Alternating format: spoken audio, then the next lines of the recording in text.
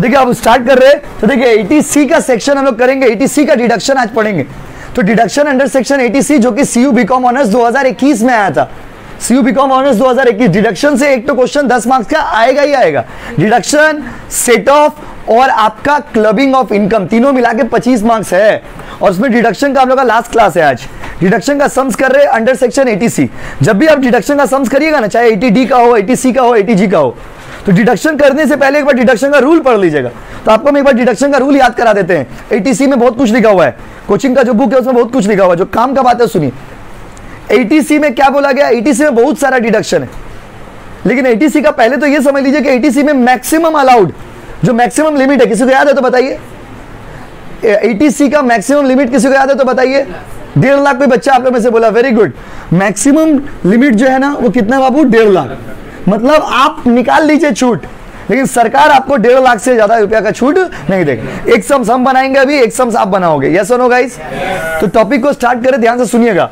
सबसे पहले जब आप डिडक्शन निकालिएगा तो याद रखिएगा कि डिडक्शन अंडर सेक्शन 80C में क्या क्या चाहिए जाता है। Life insurance premium, national saving certificate, accrued interest on NSC, उसके लाइफ इंश्योरेंस। अब यहाँ पे लाइफ इंश्योरेंस आता है public provident fund, PPF, RPF। Sir RPF recognise provident fund. अगर कोई RPF में पैसा लगा रहा है सरकार उसको छूट देगा। अगर कोई इंश्योरेंस में पैसा लगा रहा है, लाइफ इंश्योरेंस करवा रहे हो आप, तो आपको छूट मिलेगा।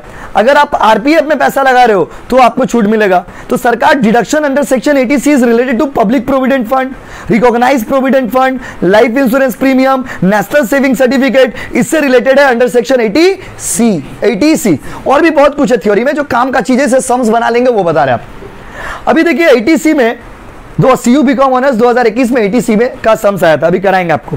पहले रूल समझिए। पहला रूल क्या है इसे 80C में, पहला रूल ये है, कुछ यूनिक रूल इसका क्या है। कुछ यूनिक रूल ये है कि अगर आप लाइफ इंश्योरेंस प्रीमियम करवा रहे हो तो किसका किसका लाइफ इंश्योरेंस में छूट मिलेगा पहले सुनिए। अगर आप अपना करवा रहे हो तो if you are taking the life insurance या प्रोविडेंट फंड या कोई भी चीज, स्पेशली लाइफ इंश्योरेंस, अगर लाइफ इंश्योरेंस अगर आप अपना लाइफ का कर रहे हैं, अपना लाइफ, किसका लाइफ, अपना, तो सरकार छूट देगा।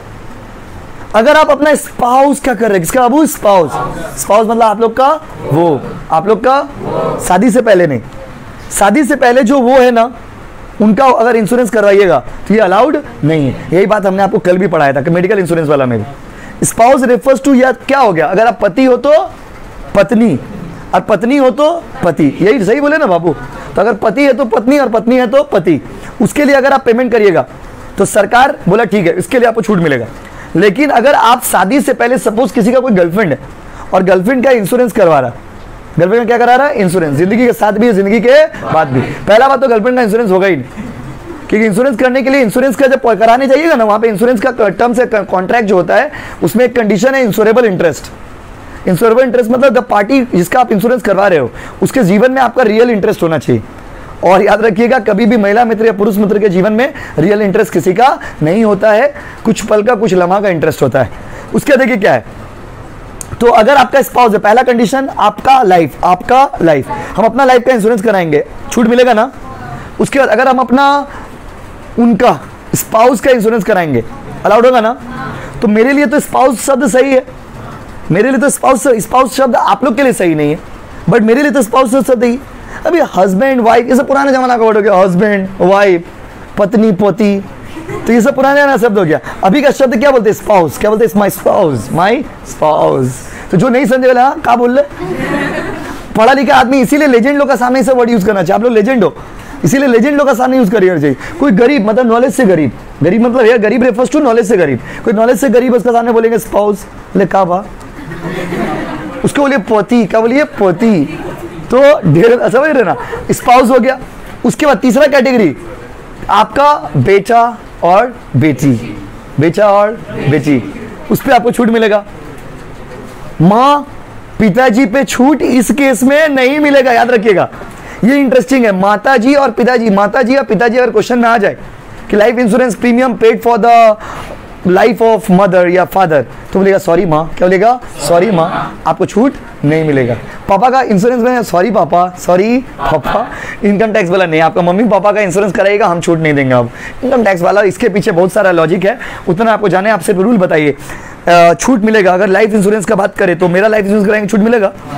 पिताजी का, पिताजी का, माताजी का, बेटा का, बेटी का, बेटा का, बेटी का, बेटी का, बेटा का, और उसके बताइए उनका नाम कैसे ले ले, उनका मिलेगा ना छूट? समझ गए? बट इसमें एक रूल है।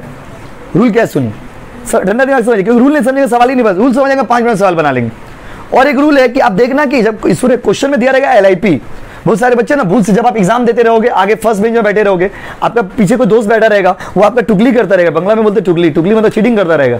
जब वो आपका चीटिंग करता रहेगा तो आप लिखोगे LIP मतलब लाइफ इंश्योरेंस प्रीमियम। तो लेके भाई तू तो भूल लिखे दी चीज, तो की भूल लिखे दी चीज बोला तो LIC होवे ना, की होवे LIC होवे ना, तो आप समझ जाना कि पढ़ के नहीं आए। बहुत सारे बच्चे जब अभी रिवीजन नहीं करे, लास्ट में उन्हें रिवीजन करने बैठेंगे, बोले भैया हमको लग रहा है आप कुछ गलत लिख दिया। क्या गलती लिख दी? बोला यहाँ पे तो LIC होगा ना, यहाँ पे LIC होगा ना, तो उसके बोलते नहीं बाबू LIP होगा। हम आपको होशो आवाज में पढ़ा रहे, क्या होगा बताइए? LIP life insurance premium.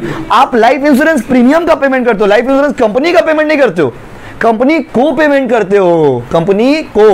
ये जितना लाइन आपको बता रहे हर एक लाइन का सम्स में यूज है। आप अगर ये लाइन को ध्यान से सुनिएगा, कभी आपका ETC का सेक्शन कभी गलत नहीं होगा।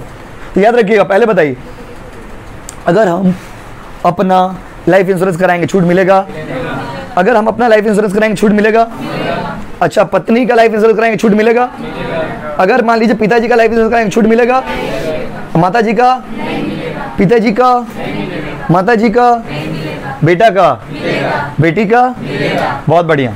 उसके बाद आइए, बट इसमें एक बात है, आप लाइफ इंश्योरेंस जब भी समझ दिया रहेगा देख लीजिएगा कि पेमेंट कब हुआ है।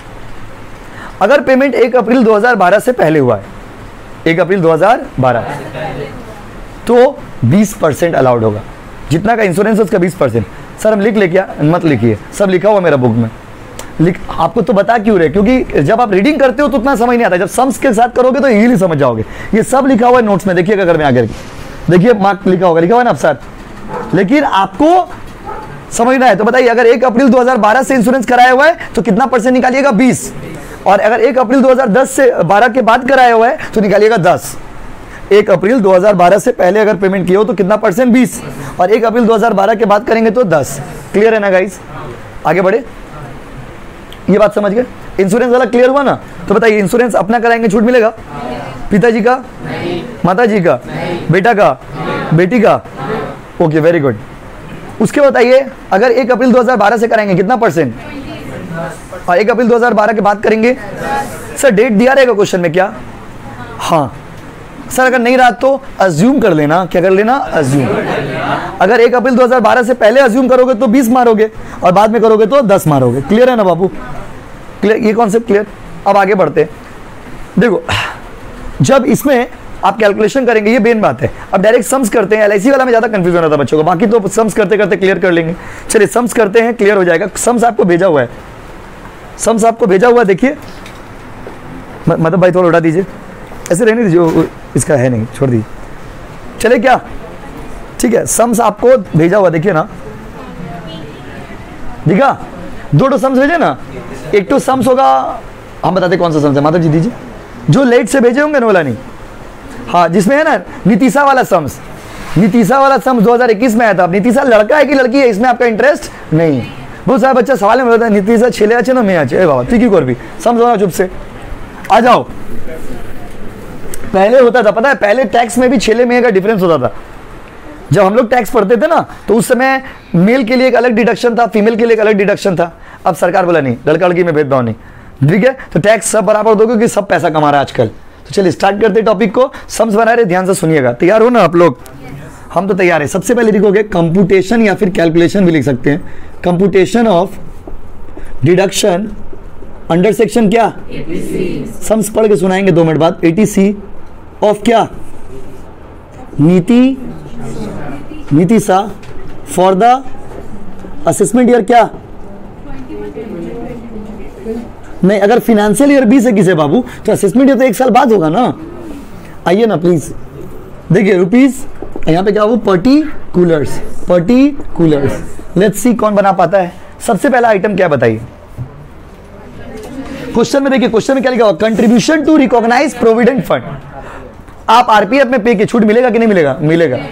तो कंट्रीब्यूशन टू, सुनिएगा, अगर आप पे कर रहे हो तो छूट मिलेगा, मालिक पे करेगा तो छूट नहीं मिलेगा। कंट्रीब्यूशन टू आरपीएफ, अगर आप पे कर रहे हो तो छूट मिलेगा, मालिक पे कर रहा तो छूट छूट छूट कितना पे किया बताओ? 25,000। कोई दिक्कत है? 10 मिनट टाइम दीजिए। उसके बाद बी, अगला आइटम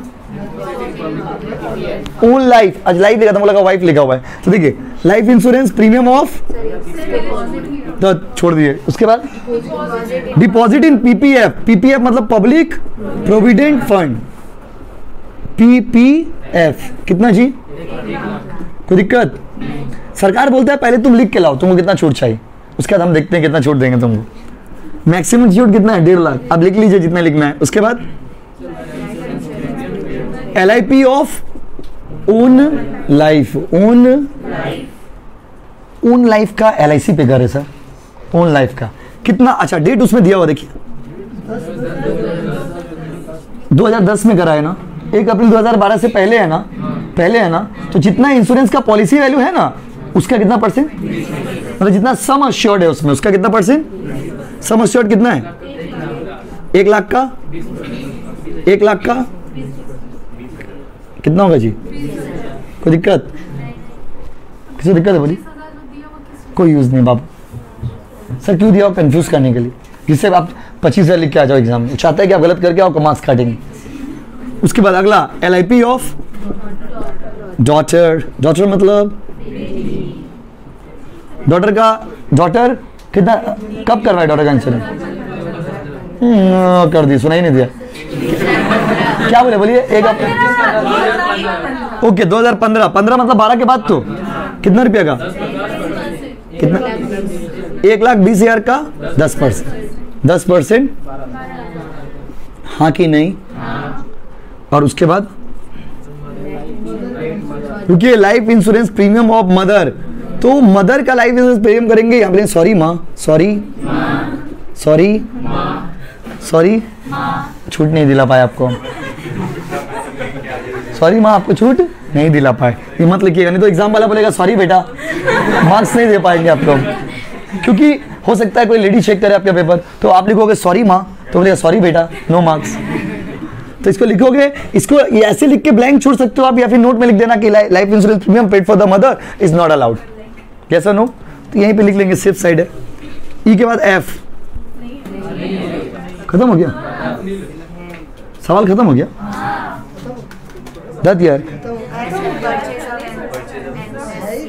परचेज ऑफ NSC और है। दूसरा फोटो नहीं देखे? हम बोले उस बैच में सम्स बड़ा था, इस बैच में छोटा कैसे? तब से यही सोच रहे। तो देखिए अगला है NSC, परचेज ऑफ NSC। तो NSC जो है ना, नेशनल सेविंग सर्टिफिकेट। एक्चुअली क्या होता है, देखिए सरकार ना कुछ कुछ चीज में सरकार चाहता है कि आप पैसा लगाइए, जिससे कि सरकार क्या करेगा, आपको डिडक्शन देता है, डिडक्शन का लालच देता है। तो डिडक्शन रूपी लॉलीपॉप सरकार आपको धरा देता है। डिडक्शन बदल लो बाबू, जैसे बच्चे लोग चिल्लाने लगता है उसको लॉलीपॉप धरा दिए, लो पकड़ो, वो भैया लॉलीपॉप लेके बैठा हुआ है। हाँ समझे? तो वही केस है। सरकार क्या करे, जैसे अग्निपथ स्कीम में भी सरकार बोला था कि आप लोगों को जो रिटायरमेंट में पैसा वैसा मिलेगा, जो अग्निपथ स्कीम निकाला था, अग्निपथ स्कीम, सरकार बोला उसमें भी आपको हम छूट देंगे, आपको उस पर टैक्स वैक्स नहीं देना पड़ेगा, डिडक्शन मिलेगा। तो सरकार जब आपको चुप कराना चाहता है तो सरकार आपको क्या धरा देता है? लॉलीपॉप। लॉलीपॉप का नाम है टैक्स में डिडक्शन। क्या नाम है? डिडक्शन। तो सरकार बोला परचेज ऑफ NSC, NSC खरीदो ना, NSC खरीद लिए। NSC कितना रुपया बोलो? 10,000 लिख दिए, कोई दिक्कत? उसके बाद एक्रूड मतलब उसका इंटरेस्ट। इंटरेस्ट कितना बाबू? इंटरेस्ट का, रुको बोलना नहीं है, बोलना मना है बाबू, बोलना नहीं है। Including in last year interest 1,000। Interest पे किया 6,000, लेकिन लास्ट ईयर का इंटरेस्ट, लास्ट ईयर का इंटरेस्ट कितना बोलो? तो आप इस साल का बना रहे हैं ना, लास्ट ईयर का बना रहे, तो 6,000 लेंगे ना 5,000 लेंगे? 6,000 टोटल पेमेंट हुआ है ना, उसमें पिछला साल का कितना है? 1,000। तो एक्चुअल वैल्यू कितना होगा? 5। तो बेसिक अकाउंटिंग है। 6,000 माइनस, नशा में हो क्या? किसमें हो? देखिए 5,000। उसके बाद जी के बाद एच, ये सुन लीजिए एक बार, रीपेमेंट ऑफ होम लोन। जब भी होम लोन पे करिएगा ना, ये सब रूल बुक में लिखा हुआ, लेकिन देखिए सब कोचिंग का बुक में, लेकिन समस्या क्या, उतना आप पढ़ने नहीं जाओगे। इसीलिए सम्स बनाने के साथ साथ देखो, जितना पढ़ने से नहीं समझ आएगा उतना बनाने से समझ आता है। जैसे वो चीज को हम बना रहे तो आप इजीली समझ आ रहा है, अच्छा ये रूल है, अभी आप नहीं भूलेंगे, लेकिन वही अगर आप पढ़ते 4 बार भी पढ़िएगा तो कंफ्यूजन होगा कहां से आ गया। अब वही चीज को बना लिया ना सम से, अब पढ़िएगा एक बार में रेट समझ जाइएगा। सम्स के साथ आदमी ज्यादा समझता है प्रैक्टिकल चीज। तो बाबू होम लोन वाला में याद रखिएगा, होम लोन का पेमेंट करिएगा ना तो जितना प्रिंसिपल अमाउंट होगा वही आपको छूट मिलेगा, इंटरेस्ट छूट नहीं मिलता है। तो देखिए क्वेश्चन में क्या लिखा हुआ है, repayment of home loan, home loan, home loan कितना रुपया पेमेंट किए 10,000, उसमें आपका इंटरेस्ट कितना है 50,000 पे किए ना। पर देखिए 50,000 पे किए लेकिन उसमें प्रिंसिपल 10,000 है। जा बाबा, बहुत बार ऐसा होता है जब आप कर्ज लेते हो ना, जीवन आपका ऐसे हो जाता है। बहुत बार देखिएगा ना, कर्ज जो आदमी लोग कर्ज लेते हैं मूलधन से, मूलधन मतलब प्रिंसिपल अमाउंट से ज्यादा, तो इंटरेस्ट पे कर देते हो। तो समटाइम इट्स सो हैपेंस कि आपको इंटरेस्ट ज्यादा देना पड़ता है और प्रिंसिपल अमाउंट कम हो जाता है। तो यहां पर क्वेश्चन में क्या हो गया कि बोला है 50,000 पे किए हैं होम लोन के लिए, लेकिन उसमें प्रिंसिपल अमाउंट 10,000 है। तो आप कितना लेंगे, 50 लेंगे ना 10 लेंगे? आप प्रिंसिपल अमाउंट लेंगे, याद रखिए। कौन सा अमाउंट? प्रिंसिपल। जब भी होम लोन का रिपेमेंट होगा आप कौन सा अमाउंट लेंगे? कौन सा अमाउंट लेंगे? प्रिंसिपल भी दिया रहेगा, इंटरेस्ट भी, लेकिन आप किसको चुनेंगे? तो आप 50 लेंगे ना 10 लेंगे? 10 लेंगे, बस सवाल बन गया। टोटल कर दो, करिए तो 1,82,000 आएगा क्या? आया ना 1,82,000। सुनो, आप अंडर सेक्शन 80C में 1,82,000 मांग रहे हो, क्या सरकार आपको दे देगा? सरकार बोलेगा मुंह देखो अपना। सरकार क्या बोलेगा? हाँ समझे? तो सरकार बोलेगा मुंह देखो अपना, 1,82,000 मांगने हैं, भागो बेटा। Maximum allowed under section 80C 1,00,000, हाँ कि नहीं? बन गया सम्स। ये वाला लाइन कब लिखेंगे बोले तो जब 1,50,000 से ज्यादा होगा, अगर कम होगा तो ये लाइन लिखना दरकार नहीं। हाँ कि नहीं? Thank you. उतारिए, उतारिए, उतार लीजिए।